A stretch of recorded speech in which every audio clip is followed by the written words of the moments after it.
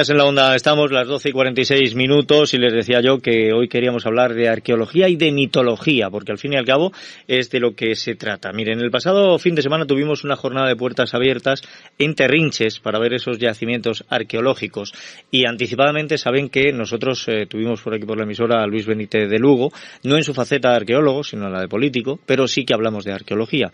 Y me dijo que una de las cosas que se iban a poder ver es el rapto de Europa. Que no sé si es, ahora mismo no sé si es un mosaico, una pintura, me imagino que más mosaico. Esto es de cultura romana, pero que está allí en Terrinches.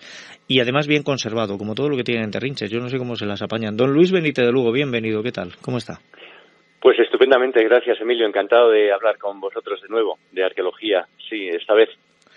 Me decía usted que tienen el rapto de Europa, pero es un mosaico.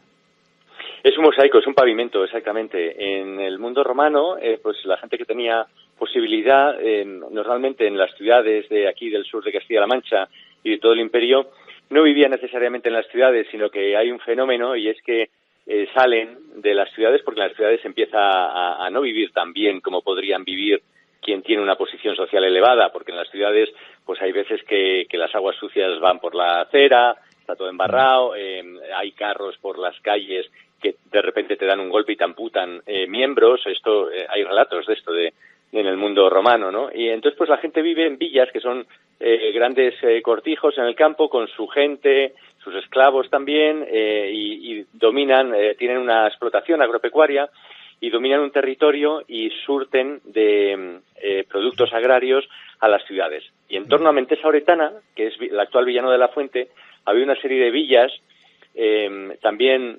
organizadas en torno a la Vía Augusta, que atraviesa todo el Campo de Montiel, y una de ellas está pues junto a la ermita de Nuestra Señora de Luciana, en Terrinches. Esta ermita pues lo que hizo fue ponerse encima de una antigua villa romana, y en esa villa romana pues había una serie de mosaicos que hemos acabado de excavar y de estudiar recientemente. Uno de ellos, efectivamente, es como decías, de tipo mitológico. Nos han aparecido varios motivos. Hay motivos geométricos, motivos animales también, hay motivos vegetales, por supuesto, unas palmeras, unos roleos allí, unas cornucopias que son como fruteros de los que sale la fruta de la abundancia, sí. Tienen esta simbología, este significado, pero luego también hay figuras humanas. Por ejemplo, tenemos un jinete, tenemos una escena de caza, hay también una persona que está luchando, no necesariamente luchando, está intentando llevar un animal salvaje que es debe ser un cocodrilo.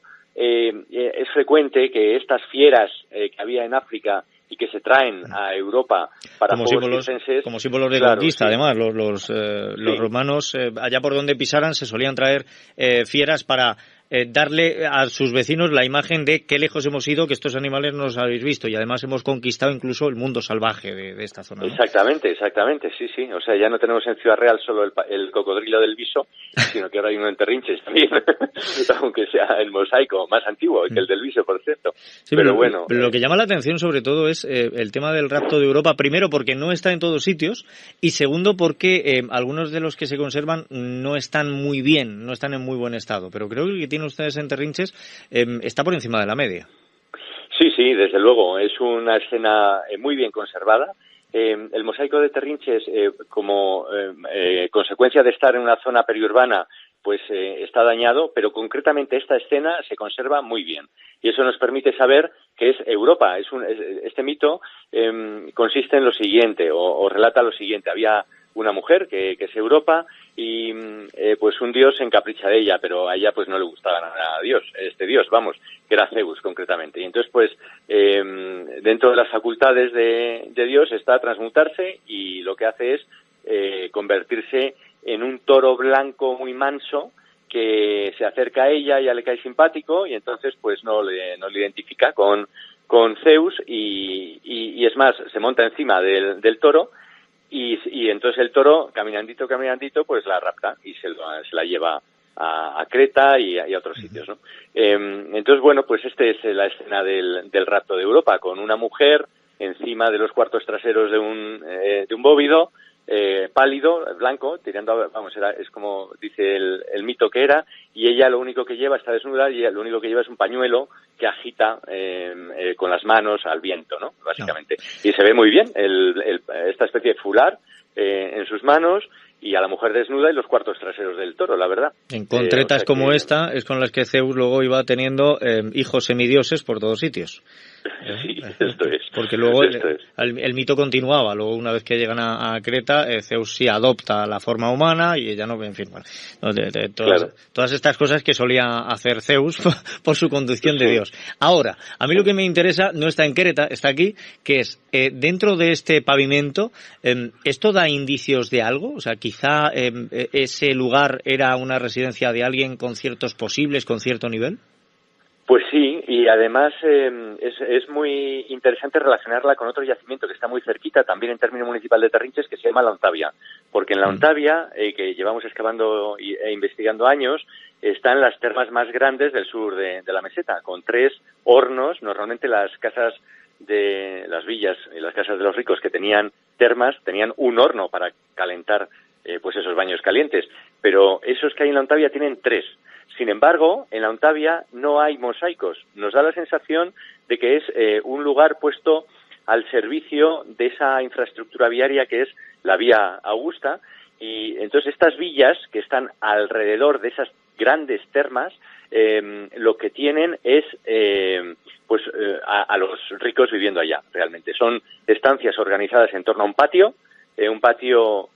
Las casas de los iberos del Cerro de las Cabezas, por ejemplo, no tienen patio, pero los romanos instalan en todo el ámbito mediterráneo la idea del patio central porticado con un peristilo, es decir, con un pasillo alrededor, en torno al cual se sitúan habitaciones. Esto nos ha llegado hasta hoy en Infantes, por ejemplo, con las galerías de sol en torno a un patio. Es este mismo concepto y pensamiento. Heredamos de los romanos no solo la lengua y tantísimas cosas, sino también esta forma de hacer arquitectura. Efectivamente, pero es más, nosotros seguimos teniendo algunas casas típicas de los pueblos, que solemos decir con el patio central, que tienen también su sistema de toldado para cubrir cuando el sol pegaba mucho, y esto lo hemos visto, por ejemplo, en el Coliseo romano, ¿no? Que se empleó también para que la gente, sobre todo los que eran de la clase más alta, no se tostasen al sol.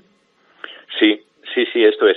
Y bueno, pues en torno a esta Vía Augusta, que comunica con Villanueva de la Fuente, con Cádiz y con Roma, colocaron estas villas de ricos periurbanas que vivían muy bien.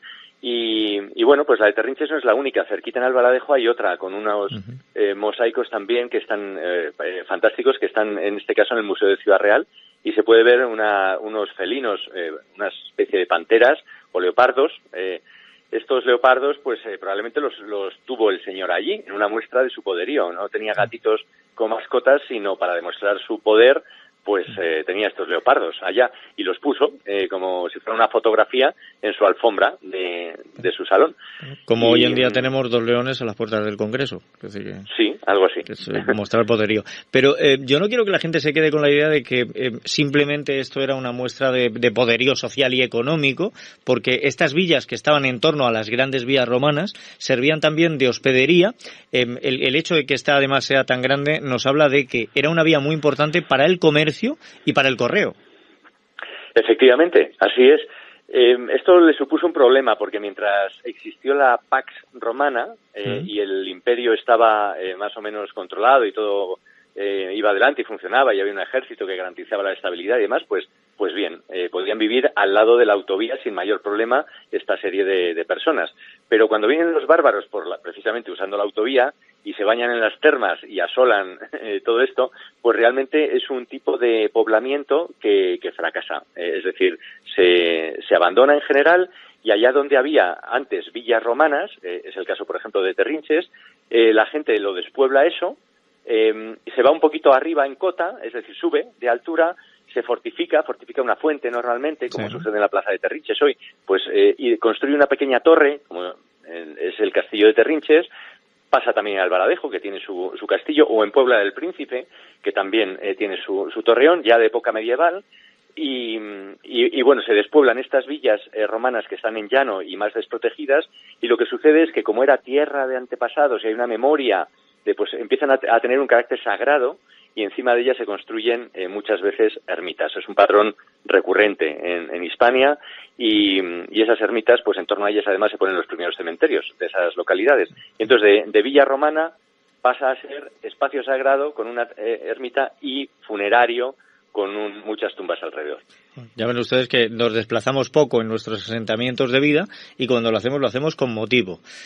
Pero más allá de todo esto, que yo sé que la jornada de puertas abiertas de este fin de semana, y me da rabia el no haber podido estar, pero ha sido muy interesante, la gente lo ha disfrutado, pero creo que esta mañana, Luis, lo que ha hecho usted ha sido cubrir de nuevo ese pavimento, dejarlo ya preparado pues para el tiempo que tenga que estar cubierto mientras se continúa con la excavación.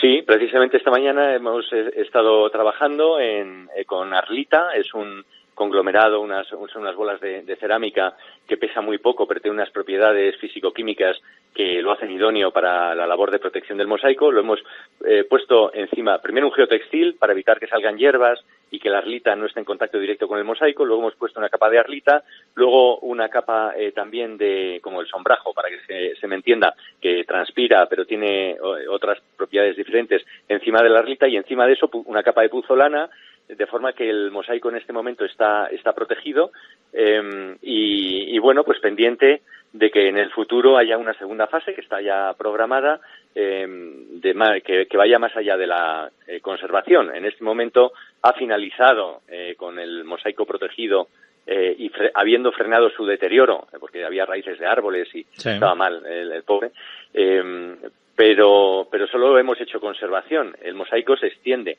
más allá de los sondeos que habíamos abiertos, entonces pues sería deseable, la verdad, que en un futuro la administración pues pudiera ver cómo es la planta de esta casa, el plano, y porque de momento lo que hemos destapado ha sido una habitación, pero normalmente pues hay muchas habitaciones en estas villas, son casas grandes y, por ejemplo, pues eso, el patio central al que aludíamos antes, pues no lo hemos descubierto. Y no conocemos bien los límites de la casa. Conocemos un mosaico fantástico, pero hay más. Pues vamos a ver, porque ya no es solo por conocer los límites, es que efectivamente se continúa descubriendo mosaico. Vamos a ver qué es lo que hay ahí, porque podemos encontrar algunos de estos mosaicos eran relatos no solo de mitología, también de historia de ese momento o de los años previos, y se hace una lectura y se puede datar incluso en qué momento estamos exactamente. Sí, por el estilo de los mosaicos y también por las cerámicas que nos encontramos en la base de los mosaicos, porque a los albañiles, pues igual que ahora, paraban a almorzar, tiraban allí o se les rompía un cacharrito o se les caía una moneda o algo de este tipo, y con esos materiales nosotros podemos fechar muy bien el tipo de mosaico de cuando se construyó.